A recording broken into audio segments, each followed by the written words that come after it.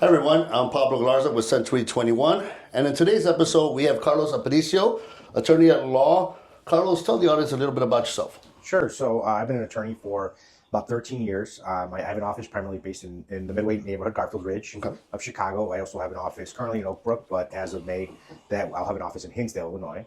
So we have one in the western suburbs, one in Chicago, and hopefully in the future at some point on the north side. Nice. So I'll give you a little bit about my background. I'm former Cook County Sheriff. I was in law school, became an attorney, went to go work for two governors in Springfield, Governor Quinn, Governor Ronner. Came back. I was the head general counsel for 16 charter schools in Chicago. Nice. Then I was chief legal counsel to some Cook County commissioners for about 4.5 years or so. At that entire time that I've been an attorney, I've had a side practice helping out friends with business, real estate, and other ventures.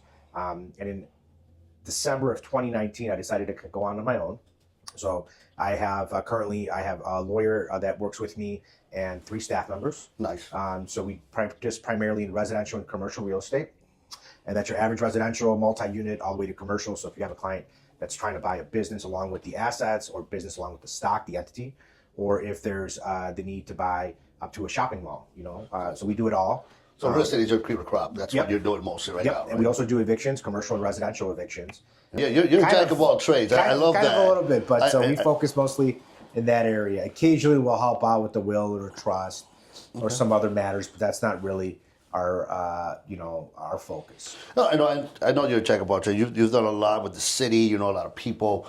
I love that, and I think what brought us here today is we ran into a squatter situation on March 4th of this year. And what I did is I posted the videos of what happened, how this guy was talking and how he knew the legal standpoints of how he claimed residency. Mm-hmm. And then you kind of chipped in and said, hey, listen, you're going to need the right tools to get this out, to be careful. And that's when I reached out to you. You met with the client the next day. Yes. So I wanted to tell that story today and kind of get your side of it, of what we need to do to kind of to do the right practice, right? Yeah. Because for the first time in 21 years, I got hit with a squatter that actually claimed residency. I've been hit with people trying to break in. We catch them, we get them out, and no big deal. They never put their stuff in there. I know there's a booklet out there about how they're teaching the squatters how to claim their stuff, how to break in. Yes. So them knowing all this is changing quickly, and it's becoming more of a threat, and it's becoming more common. So today, I wanted to, again, touch base on what we did and what did you do to prevent this from them coming back in. I mean, even though it kind of sucked because we had to pay the guy, but in the end, it was less damages than trying to get him out in a couple of months. It was. So to make the long story short, we had a squatter come in. He actually, we got him a little late. The first thing the client did is what everybody naturally wants to do, right? Call the police. But what we don't understand is that once they put their furniture in, they changed the locks, and we didn't get to record them changing the locks. We didn't get to see them, and then they can bring in this fake lease. Yeah. They've claimed residency. And then calling the cops actually makes it worse because they record that they already have residency. So when the next day, when the client wanted to go back and take his home back, he broke into the window, he waited to the left, broke the window, got back in, threw their stuff out. There was a record that they were already there the day before.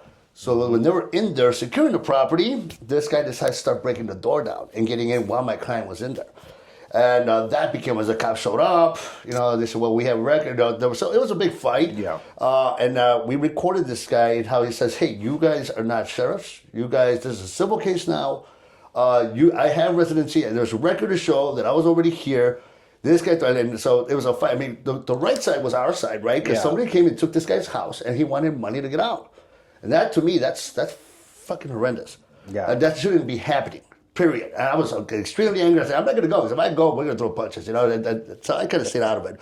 But then we did the right thing. We called you. I think the client and the squatter slept in that house that same night. Yes, they did. And then nobody was getting out. Yes, they did. Then they went to see you to get the actual, the right instrument, yes. Right? Call it. So here's where you come in. Tell us what are we talking about here? So a couple things. So I talked to the tenant after you put me in touch with the owner. I talked to the owner. I had a conversation with the tenant. The tenant really seemed as though he had done his homework or gotten a hold of that pamphlet or that understanding of what he needs to do in order to secure that residency. And so what a lot of tenants do, and if I can just go into it, or what I've been seeing in the past with some of these tenants is what they do is they come in, whether it's legally or illegally, or somebody gives them a copy of the key or something. So they get into the property, They produce a fake lease. They produce, copies of a check that they've deposited, cashier's check copy. They have conversations, or it could be a burner phone, some kind of fake text message I've seen before where they show, look, this is the owner. He's texting me. This is what he's telling me. Yeah. And so all that's fake. And this one was very interesting because they produced something that was allegedly produced by a title company, and it was fraudulent, but it was allegedly produced from a title company, showing that the person that gave him the lease. So it's a little more, they're getting a little more sophisticated in it. Yeah, I mean, so this is what it appeared to be is a mortgage, like an installment contract mortgage. So it was, but it looked like it had a stamp from a title company. It was Indiana. There was a lot of discrepancies in the actual document. Right. And so, so they're getting a little more sophisticated on what they're asking for, right? And we've seen people go and get a license change right away as well with a fake lease. We've seen people, and once they establish that residency to the police are going to back off, and they're going to say this is a civil matter, and you have to file an action for eviction. And so, in an eviction action in Cook County, in Chicago, it's about 4 to 6 months. Yeah. In suburban Cook County, it could be a little quicker, but you're still wasting about 3 months. Yeah, and 3 months, they could do so much damage. 3 months, there's damage, there's attorney fees that you can't ask for, there's lost market time for the seller. And so there's a bunch of things that can go wrong in that time. And so what we did in this situation is I talked to the owner that evening, and he met with me the next morning. We executed, what I do is I prepare a document. It's basically a cash for keys agreement. And I have a very simple one, and for this one, for these situations, which can be rare, but I've experienced about 4 or 6 of these in the past. What we do is quickly has it been this 4 or 6? Has it been like the last 6 months, the last year? No, I would say in the last 3.5 years, okay. 4 years. So it's not like it's becoming, at least in my experience. And so, so what we did is we put this agreement together. It's an agreement that basically it relinquishes his rights under statutory law, under local ordinance, to any possession of the property. Because once they come into possession inside the property, it changes the whole game. And they claim residencies by putting in their personal belongings, right? So yeah, and so once you put in a sleeping bag, a box of whatever, of your kids' toys, and you start establishing residency. But once they have physical possession of the property, the cops can't come in and take them out. And so in this instance, we had the individuals come with the owner to my office in Oak Brook, and we executed an agreement that relinquished their rights and gave full possession in exchange, in consideration, right? Because then it becomes a binding contract. Right. You receive something in return for the amount that the seller was willing to pay them to move. And what was that amount? $4,000? I believe it was $4,000. $4,000 for 1 day. Yeah. For 1 day. But if we go to eviction, we're going to pay a lawyer, we're going to pay court costs, we're going to pay sheriff's service fees, we're going to pay filing fees. Typically, when you file an eviction, the clerk generates that first court date. That first court date could be a month and a half out. So from that first court date, you could be waiting another 3 or 4 months. So this was the best case scenario. This is the best case scenario. So best case scenario was to pay this guy $4,000. Yeah. And 1 day he was in there, he squatted, and to get him out of his own house. So that really sucks, right? You pay somebody to get possession of your property back, and as somebody that practices eviction regularly, my suggestion always to the client is always like, look, if you can work something out like that, let's do it. Even though it's less money for me as an attorney, but I'm going to be honest with people. I'm going to say, you don't want to spend 3, 4, 6 months in court trying to get your property back, paying an attorney. Sometimes I tell clients you have to put your ego away and just pay them simple to get out. Well, there's 2 things I'm curious about. Again, one is that the squatter told my client about 11 o'clock at night. I was on the phone trying to help because they're living together. So be careful, don't let the violence. And my client was licensed to carry. He had a gun on him. So this guy got lucky. He didn't get shot when he was breaking that door down. I would have let it up. I mean, that's just me. Yeah. I would say, look, you're breaking in my door. That's invasion. That's my home. But the client was more calm. We're like, no, I didn't want to get into that. It's all right. That's fine. It's completely your choice.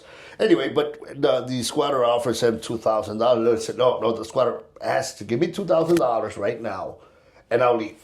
And you won't have to worry. You can lock up, do whatever you want. Yeah. I said no, because that tool was more important, because he could have came back. That's correct. And when the police come to your door, there's a contact card made, and that contact card is going to make a description of what occurred. So if the police come back the next day, he got the $2,000 because he wanted it cash. And I always tell people, you want a cashier's check, you want a record, Right. You want something, and you can cancel a cashier's check. But I told the client, I said, bring a cashier's check so we have record. We had them sign the agreement. I made everybody copies of the agreement. I made copies of the check. I had them sign, acknowledge, and receipt of that. I made it an exhibit to the written document that I drafted, and I also took copies of the tenants' IDs as well. So they were a little bit hesitant to provide them, but I wanted to make sure that I had a copy in the event that I ever experience this in the future or anything like that. Trend? Yeah, we see a trend. I will say, one of the ones that I had before was very interesting, and if I can just touch on it, yeah. It was in the Southland area as well, and the tenant had gotten a lease and everything from somebody, and my client was, I think, like a week before closing, and so we got stuck with the situation, and we had to move quickly to file an eviction action. And so this tenant produced the lease. He also produced documents that seemed very legit. Fraudulent lease, right? Yes, but I will say on the first court date, there was somebody that logged into Zoom with the very similar name as the landlord. And I called him out to the judge, and the gentleman immediately came off Zoom. And the tenant was Zooming from the forklift warehouse where he worked. He was at every court, he was at work on the forklift. And so based on that landlord with the similar name and this individual, and there was a check that was cleared to an LLC for an LLC that was paid off, and it cleared his bank account. He produced records. And in that, I felt really bad for the tenant, or the squatter, because he really got fooled. I mean, somebody actually really took paid. the money and got screwed. I got it. And for somebody to be that sophisticated and putting that together, and then this gentleman to be at work, taking time off and being there, we felt really bad for him. He wanted 6 months. I was ready to proceed at trial because I have to represent my client, right? My emotions don't come in. And luckily we were able to work out like a 2-week move out date. I think in that situation, my client ended up giving him like $750, but this guy was out $10,000. I mean, he provided, proof of his bank account being drawn to some form check. I felt bad in that situation. Yeah. But I do think that there's people out there that are fraudulently giving people leases and, showing some type of proof of ownership or alleged proof of ownership. Mm. Now, I think the majority of them, and we've heard them, we've seen them in the news. Yeah, that's my second question. Tinley Park. Yes. Cops came back, found something wrong with the lease. Yes. And I thought that the police officers were not going to look at the lease. Yeah. There was going to be a civil matter. So these guys went a little bit above and decided to look at the lease, because our lease, the one they provided us, was March 9th and we were March 4th. There was not even valid date. It was a future date. Yeah. So how did this happen? Well, so in that situation, I think the tenant or the landlord, the owner in that situation, called the ABC7 I-team or one of the news. And so they took a further step of investigating. And I think that triggered something with either the local police department or local elected officials to say, hey, you got to go back and take a look. But going to my third question, can the police officers take this and say, hey, let's take a closer look? I know it's a civil case. I don't think they will.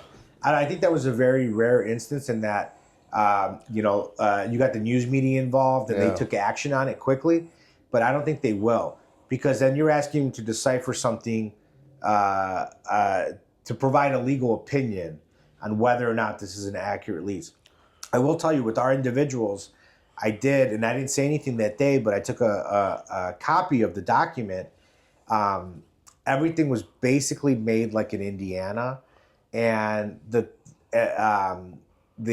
alleged title transcript that they had showing like an installment contract basically looked like somebody went in there and edited it. So like they went on Adobe. Would you be able to made sure share that like with it's- just blacking out like date, but just show us what the instrument looks like, so we get an idea what the hell they're I can moving definitely the send word. it to you. We're gonna attach it to the podcast. We'll be able to for people to see it because there's some interesting videos. I had a whole bunch of people call me. So when we put that video, it went viral. It went real so quick. viral that while we were sitting here, sitting there executing the document, he got a bunch of texts and he called his buddy, and his buddy, you could hear him saying, "Hey, there's a video of you with your name circulating on the internet." So it went so viral that it got all the way back to that individual. Yeah. Or his friends. He reached out to me and he said, if you don't take it down, I'm going to sue. Yeah. Which I know he couldn't sue me, but at this time the client's still in the middle. He goes, hey, I just don't want We don't want anymore- him coming back in the house or starting additional Yeah, trouble. so but once it's all done, I mean, I already reached out to the IT team. See, hopefully they could call me and we can figure something out so we can put these guys on the spot. I mean, for them to have a guide for squatters on how to squat, how to break locks, how to get in, I think we're going to share that on the podcast as well so people can see that. By me reading that and getting an idea of what they're doing, it weaponizes us. Yeah. Hey, watch out, guys. So now I got all my sellers securing the property, right? Yeah. And according to police officers, you should have a camera pointed at your central lock boxes. Yeah. So if they're breaking it or they're drilling through your Or if locks, there's a realtor out there with a code that's making copies of the keys or something, I've heard that as well, where there's no signs of somebody breaking in or changing the locks, and I've had those in the past where somebody made a copy of that key in some way, form, or fashion. they're working together. And they're Something's working together, So yeah. what the problem with that, Carlos, is you can't prove it. I mean, if it's a lockbox where everybody has access to a code, it just can't be proven. So that's why I always use Central Lock. Central Lock, it's a digital and it changes every day. And if an agent calls, hey, I need a one-day code. No, if you can't afford $100 a year for the service, then maybe you're in the wrong business. So get yourself a Central Lock, sir. Get yourself your app and get in there because now I know who opened that box. Right. And then those are unbreakable. I mean, you see some of my Central Locks. They've sledgehammered them. They can't break those. They actually have to cut the lock on the whole knob off just to get my box off of it. So that's one way, but also recording it, having cameras out there. So all my investors right now, after this happened, I said, first and foremost, insure your property. These guys, I bought a case. Oh, I don't have insurance. What do you mean you don't have insurance? You got $100,000 or $200,000 invested in this thing. You don't have insurance. Yeah. This guy goes in and decides he's going to break everything in there. Well, I've had that in the past where people break in and they steal all the appliances and there's an insurance claim. Plumbing. But I always tell people I've seen furnaces stolen. I've heard obviously air conditioning is always an issue when you're an investor in certain areas. That's typically done like the week of or at the time of the appraisal. But I always tell people if you can have, especially a lot of my repeat investors, don't be cheap. Get that Wi-Fi and just get a camera. You can even buy those Nest cameras that you plug into the outlet. They're all kind of connected to a single Wi-Fi. And then you can move them from one investment to a property. It doesn't have to be physically screwed in. I know when I was personally selling my house or one of my houses, I had those cameras and I had them in the windows plugged in. So I knew exactly who was coming to the door. And I had one inside the property. And you can hear things on those as well. They have audio and whether it's good or bad about the house, but you may catch somebody going in and saying, hey, let's make sure we do that contract or make sure we draft that or I'll give you that fake key or let's change the locks now. And if you catch that, because I do think that a lot of the ones are that people are seeing are maybe people with licenses that are in on it. Well, that's what we're thinking. And again, it's hard to prove. But I know that with some Central Locks, they're actually drilling the locks. These guys are professional. They get in, they drill it, rekey it, throw in the blow-up beds. That's residency. So once the furniture is in, they know they can claim it. Yeah. They know there's no cameras that are actually recording. So all these things are ways to prevent them from coming in. The recording camera, I have mine that says you're being recorded, right? And then we have the Central Lock, which you're not going to break in real easily. Yeah. But if the camera catches the guys breaking your lock, even though they claim residency, if you show that to the officer, look, they're breaking in, they're doing this. Yeah. Then they could do something and get them out, And I've seen clients do the fake cameras where they're like battery operated in the front, and they're just all you hear is that you are being recorded. And that's enough to deter somebody, because that's just the reality. I got $200 invested in something. I don't want to deter. I want something that's going to record in case it happens. It's been 100%. happening. We know it's happening. And when I put that post up, and how many people it happened to, it's something that's real. And it's something that's happening. Somebody could come and take your home and then charge you $4,000 or $5,000 to get it back. Yeah. And that's ridiculous. That shouldn't happen. So I thank you for the information today, Carlos. We're going to definitely have some more information as we move forward. Hopefully the IT reaches out. I can do something. I mean, get it out there. I'm not done with this guy, because I'm really upset. He hit the wrong house. I think I'm going to blow this up a little bit more, just to make sure that the information's out. I got big shoulders, deep pockets. Let's make it work. Yeah, So sure. we're going to make some things happen so that we could stop this from being. Well, not stop it, but make them scared of it. Think twice before you hit the wrong house. Yeah, they should, because that's a foul. That's crime. I mean, that's actual criminal activity what they're doing, and there's real people affected. And I there's and I will say just one, there's somebody that I've read about that's been evicted 23 times under similar circumstances, and they've totaled that plus or minus about $300,000 they've defrauded people. Yeah. So that's a ton of money. Well, this guy actually had his mom, his wife, his kids all involved. It's a conspiracy between all of them. They're like, hey, you stay here with the house when I go do this. So they're trying to make sure that when they broke the door down, they all ran downstairs. Like they knew they were going to go deep in the house and they can't get out, They're lucky. People like me were not there with a bat. They were not getting very far. They wouldn't pass the door. I would have made sure of that. So I'm glad I wasn't there, because that would have been brutal. But anyway, we're going to have more stories coming up soon. Sure. And thank you, Carlos. I appreciate your time coming out here. And I hope everything goes well.